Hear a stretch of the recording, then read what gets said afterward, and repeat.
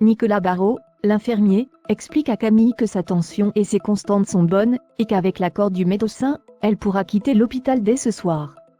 Camille devra cependant continuer quelques soins légers pour la bonne cicatrisation de ses plaies. Mais Camille commence à paniquer à l'idée d'aller dans une prison pour mineurs, d'autant plus qu'un policier est en faction devant sa chambre d'hôpital. Présent, Raphaël et Sébastien essaient de la rassurer. Si un policier est présent, c'est uniquement pour la procédure. Et puis Raphaël a confiance en Sophie qui voit le juge d'instruction dans la journée. Elle est certaine qu'il va laisser Camille rentrer à la maison. Mais l'adolescente est consciente d'avoir tué Stanislas. Raphaël reprend sa fille. Elle l'a juste blessée. Si Stanislas était venu à l'hôpital, il serait encore en vie alors qu'il est. Sébastien donne raison à sa fille, et explique à Camille qu'elle agit en état de légitime défense, et que si elle n'était pas intervenue, sa mère serait morte. Raphaël croise un peu plus tard Chloé à l'accueil de l'hôpital. Elle ne sait comment la remercier pour tout ce qu'elle a fait pour protéger Camille. Raphaël culpabilise de l'avoir mise dans cette situation. De son côté, Camille reçoit la visite de Dorian. Les deux amoureux sont heureux de se revoir.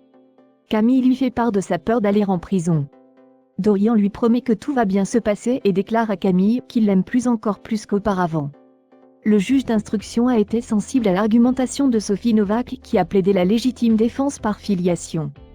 Par ailleurs, le fait que Stanislas a été violent dans le passé, a également joué en faveur de Camille, d'autant plus qu'il était soupçonné du meurtre de son ex-compagne. Par ailleurs, Sophie a aussi joué la carte de la filiation pour expliquer les mensonges de Raphaël et de Camille à la police. En effet, un parent en ligne directe n'est pas tenu de dénoncer le crime sans enfant. Le juge d'instruction a finalement accepté pour Camille la liberté conditionnelle. Mais l'immunité familiale ne peut pas s'appliquer pour Chloé. Sophie explique à Raphaël que Soraya se montre confiant pour ce qui est de la non-dénonciation qui pèse sur ses épaules. Raphaël est soulagé et complimente Sophie pour le travail accompli. Camille rentre à la maison et Raphaël lui a réservé une surprise. Maud est de retour à 7.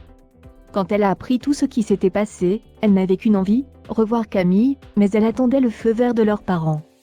Les deux sœurs sont heureuses de se revoir. Sophia est de retour de Londres, elle a ramené des cadeaux pour toute la famille. Sophia cache quelque chose aux parents, elle appréhende de leur dire Manon est au courant. Sophia part déjeuner au Spoon avec Aurore. Elle était partie pour parler à sa mère. Mais finalement elle fait marche arrière.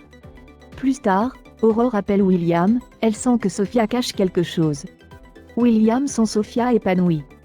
Alors que William est au téléphone avec Aurore, il tombe sur une pup de Sophia en maillot dans la rue. Il est dégoûté qu'elle ait pu faire ça dans le dos. Blessé au bras droit pendant l'explosion, Karim doit s'en remettre aux mains expertes de Renaud. Le docteur Dumas doit extraire la lame d'un couteau de son épaule. Karim est inquiet. Il est droitier et a peur de perdre l'usage de son bras. Renaud est conscient que sans son bras, Karim ne pourra plus exercer son métier. Le docteur Dumas lui demande de lui faire confiance, il a déjà eu des cas bien plus compliqués que le sien. Pendant l'opération de Karim, Chloé tente de rassurer Anna, et lui affirme que son compagnon est entre de bonnes mains avec Renaud. Mais Anna est inquiète. L'opération de Karim semble compliquée. D'après une infirmière, elle doit durer environ 1h30. Marianne explique à sa fille que l'opération de Karim risque de nécessiter un peu plus de temps. La lame de couteau dans l'épaule de Karim est cassée, ce qui peut la rendre plus difficile à extraire. Marianne demande à Anna de ne pas s'inquiéter, et lui assure que Renaud maîtrise parfaitement l'opération. Mais Anna a remarqué que Karim ne pouvait plus bouger sa main.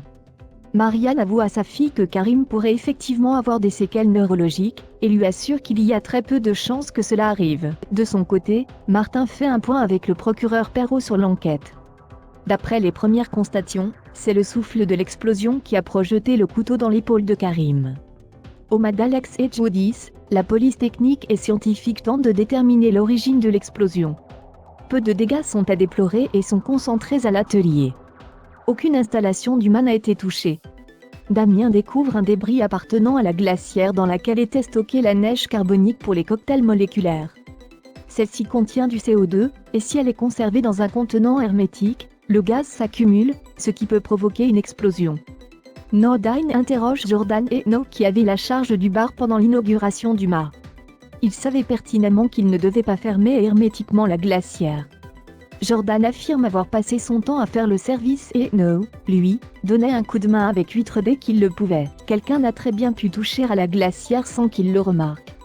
L'opération de Karim s'est plutôt bien passée, et Renaud est épuisé. Marianne remercie son époux et se dit admirative de tout ce qu'il est capable de faire. Renaud lui confie que c'est réciproque. Damien a analysé le débris de la glacière. Il n'a pas pu isoler des empreintes. En revanche, il a trouvé des traces d'adhésifs industriels placés sur la jointure. Il ne fait aucun doute pour Damien que le couvercle a été scotché. Quelqu'un s'est amusé à faire de cette glacière une véritable bombe à retardement. Pendant ce temps, un inconnu observe à distance avec des jumelles, Alex. À l'hôpital, Renaud fait un test sur la main de Karim pour évaluer sa sensibilité, mais le compagnon d'Anna ne ressent rien du tout.